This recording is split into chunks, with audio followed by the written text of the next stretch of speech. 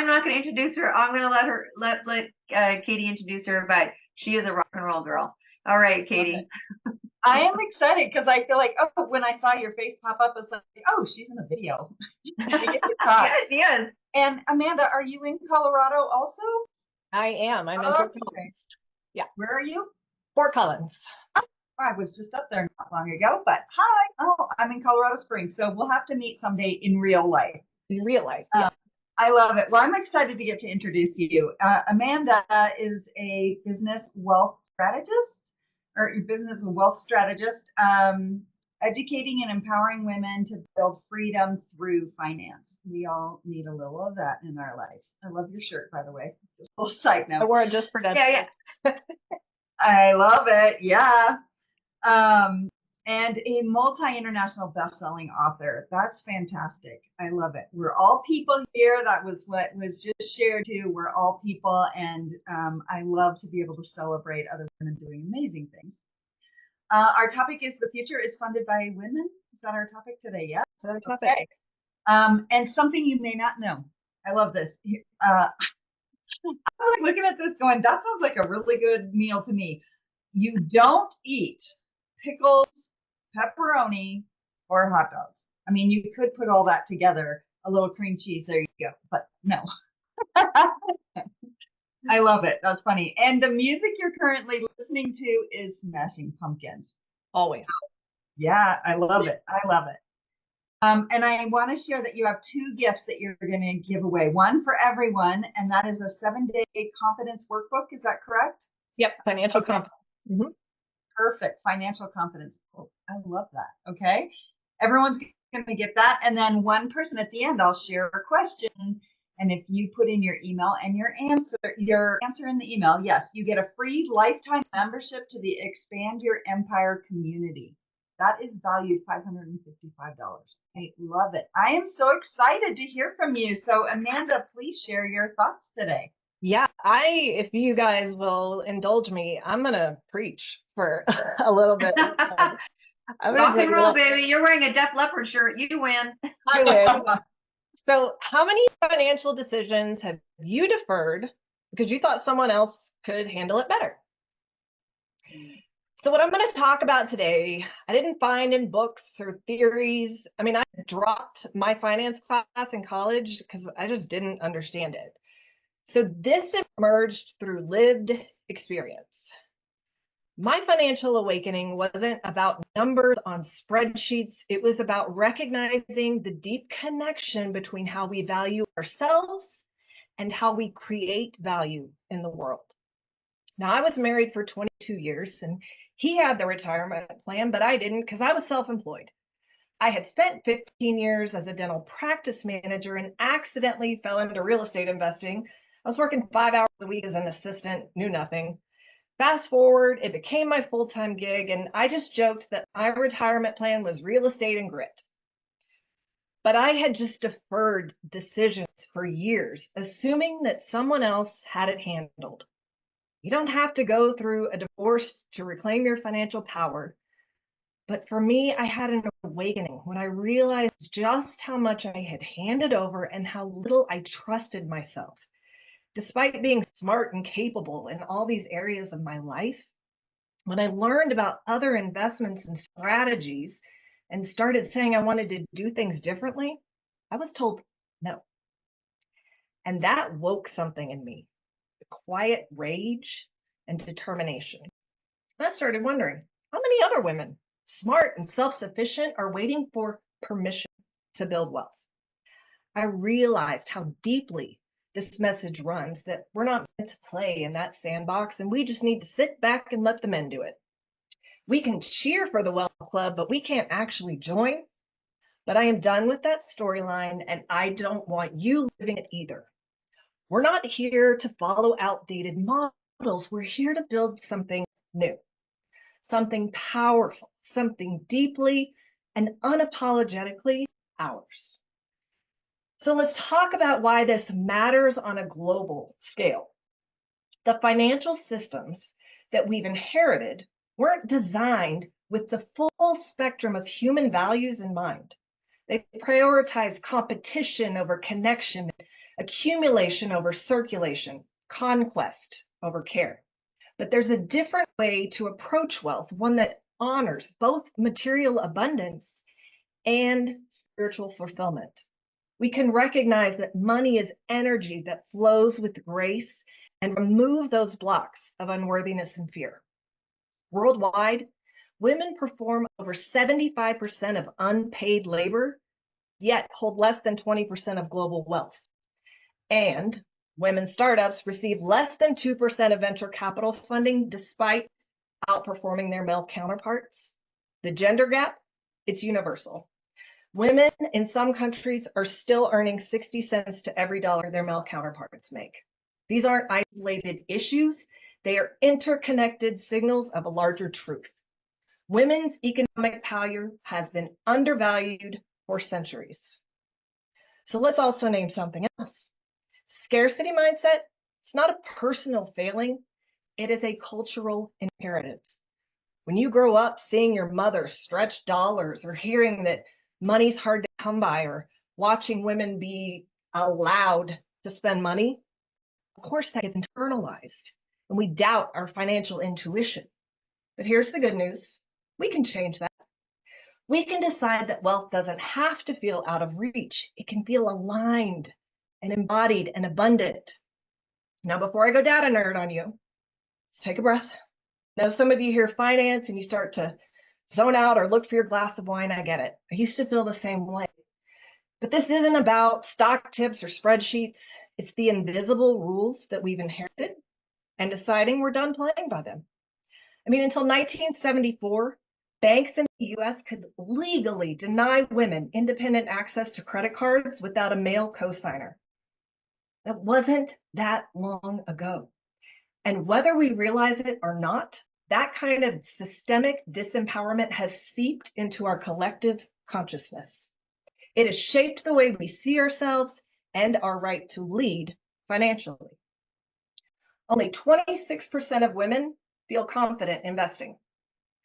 Women are earning less, but we're living longer. And guys, we are on the cusp of inheriting the majority of $100 trillion in wealth globally over the next 2 decades. That is power, but only if we are ready for it. The gap isn't about knowledge, it's about permission. It is about conditioning. Centuries of being told we're not supposed to lead with money. Ambition is dangerous. Wealth is unfeminine. But here's what I know. Wealth in the hands of women changes everything. We are going to bring this closer to home, okay? When we reclaim our financial power, we're not just changing our own lives. We're participating in a collective healing. Wealth in the hands of women flows differently. Research shows women invest more in family well-being, community development, sustainable futures. It's not about replacing one imbalanced system with another.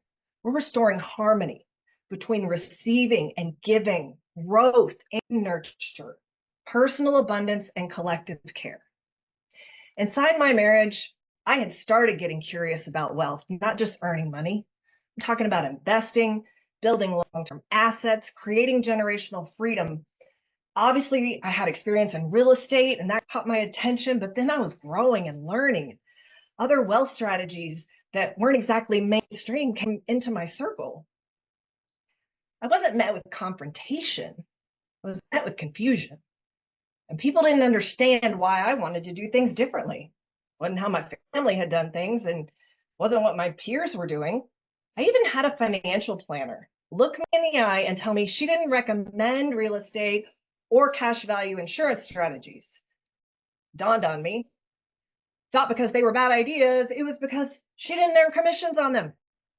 That moment taught me something I'll never forget. Be mindful of who's giving you financial advice and what they gain if you listen.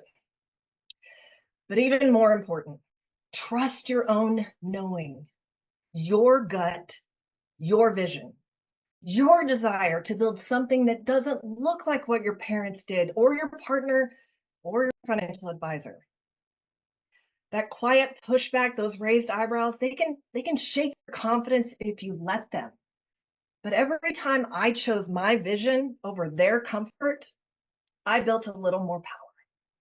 And that is what this moment is about.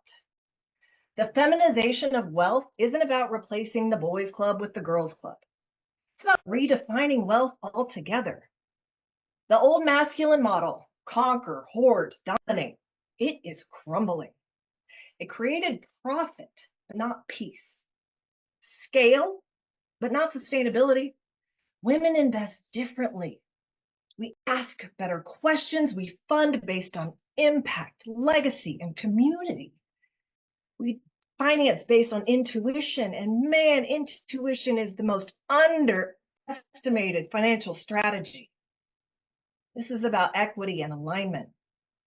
We don't need to mimic the system we were shut out of. We're here to build something wiser and softer, more sustainable, but more powerful. Because when women lead with wealth, we don't build just portfolios, we build futures. Look, I used to avoid looking at my bank accounts. I'd make the money, I'd hustle, juggle 15 things at once, and then completely disconnect from the numbers. It wasn't about laziness, it's about fear. Fear of not doing it right, messing it up, or confirming that I really wasn't good with money. But over time, I saw that avoiding money didn't make me safer, it made me smaller. I have learned to trust my body's wisdom in financial decisions. When I feel that internal yes that comes from deep within, I know I'm aligned with my truth. And I feel resistance, that too is my wisdom speaking. Your body holds profound intelligence about what's right for you. Before making important money decisions, take a moment to check in. Do you feel expansion or contraction, energy or depletion? I used to think financial empowerment's for somebody else, more disciplined, more qualified, maybe someone with a finance degree or a trust fund. But here's what I learned. Most of the time, it's not about knowing more. It's about deciding to care more about your future than you care about staying comfortable. So how do we begin? Starts with a decision to stop shrinking, stop waiting until you feel ready, stop giving away your power to fear or guilt or someone else's voice in your head. Wealth is built first in the mind, then in the spreadsheet. You don't need to be perfect. You don't need to be a financial expert. You just need to be willing to look at your relationship with money and choose a new story. So ask yourself, what does being a wealthy woman mean to me? Maybe it means freedom. Maybe it means funding other women. Maybe it means retiring your mom or buying back your time or building generational safety. Whatever it means to you, you're allowed to have it. So we've talked about a lot today and I've thrown it all at you. And if you're anything like me, you're already spinning, thinking about your to-do list, your inbox, what's for dinner. But I'm just going to take a couple more minutes. Just stay with me. I'm going to give you some action items. Let me paint a quick picture of what is possible. So today, I don't just have a part-time gig investing in real estate. I help other women do it too. I've taken everything I've learned, every no I turned into watch me. And I've built 2 other companies to teach women and entrepreneurs how to raise capital, automate revenue, buy back their time, and design their own definition of wealth. Not because I had all the answers, but because I decided to stop waiting for someone else to show me the way. So if you're wondering where to begin, I'll offer you this simple framework called the 3 A's of wealth activation. Number 1, awareness. Acknowledge your money story. Where did those beliefs come from? And what patterns are you repeating? Take time to dig into that and ask yourself, where in your financial life have you been overriding your intuition to follow external advice? Number 2, alignment. Define wealth on your own terms. Forget what your financial advisor, your partner, your LinkedIn feed says. Oh, please stop getting financial advice from TikTok. It's your life. What would your relationship with money feel like if it came from a place of wholeness rather than fixing or striving? Number 3 is action. Start small. Ask the question, open the account, book the call. Look at your numbers with love and not shame or fear. Instead of forcing yourself to follow someone else's timeline, identify your next correct step. Just one. One that feels energizing rather than competing. And maybe you're the woman who's built a business and you're still unsure about money. Or you've scrimped and saved and you still feel like you're falling behind. Or it's the first time you're admitting out loud that you just want more. You're not alone and you're not too late. In fact, you're right on time. It's not about you. And that is the magic. When one woman steps into wealth, she creates a ripple. She shows her daughters a new model. She inspires her friends. She invests in her community. Remember that as a woman, reclaiming your financial power, you're not just changing your bank account. You're participating in a restoration of balance that extends far beyond yourself. And when you value yourself enough to create wealth on your own terms, you become a living invitation for others to do the same. So to everyone listening right now, across every time zone, every background, you matter. Your wealth matters, and your leadership is needed. Let's fund the future together. Let's rewrite what's possible, and let's rise. Woo! Hearts, hearts, hearts. Jazz hands, jazz hands. That was amazing. My phone was going off with the streaming. That was incredible. Wow. Yeah, there you go. Lots of hearts, lots of hearts, lots of hearts. I love that. I love seeing the hearts. Wow. Katie? Yeah, that was very motivating and very inspiring. And as I've said, I have 3 grown daughters. My youngest, who was a dancer her entire life, has now gone through all the testing and she's now a financial something, which investor, I don't know what she does. It's over there, but I'm like, this is our future. We get to change the future. We get to make an impact. And as women, what a responsibility we have to get out there. So let's go ahead and give your prize because that was amazing, Amanda. Thank you. There's a couple of things that I want to say before we give the prize that really stuck out for me. That was, I saw you writing things down too. And I was like, oh yeah, there she is.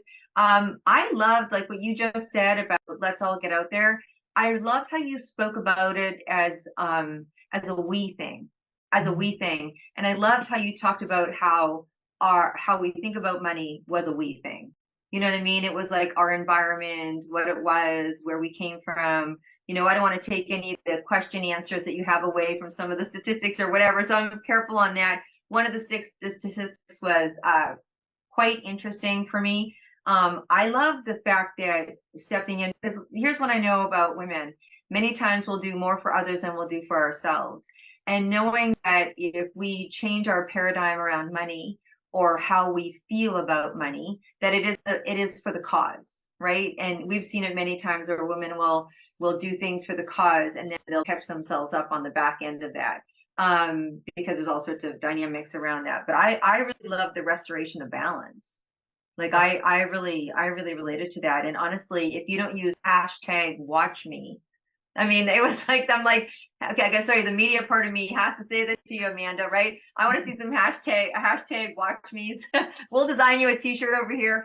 You know what I mean? So like, I just thought that was super, super cool because how many times has women, been like, watch me, but you really, when you said it, it made an impact for me. Okay. I just had to say those things were really incredible. So, I wrote so much down because it's just, it's easy to just go, oh, I'm not good at math. But it's a whole nother thing to go, no, I'm taking responsibility and we're going to make a change together. So yeah, absolutely. All right. So someone's going to win a prize. Expand your empire community. You're going to get a free lifetime membership. So, money's not just next month. You know, it's a bit, you know, it's a bit of a stretch to significance. All right. So Katie, can do this. go All for right. it. Well, I had a few things written down. One of them had to do with the pickles, pepperoni, and hot dogs, but we won't go there. I know. Something you said really stood out to me, that wealth is built somewhere first. Does anyone remember where wealth is built first to get started? If you remember that, put that in the chat with your email address, and you will be the winner. The other part I thought was really good is stop taking advice from TikTok on your financial future. So anyway, Yeah, exactly. All right. So yeah. hopefully someone's won that prize. That's amazing. Let's do one more round of applause for Amanda. That was incredible.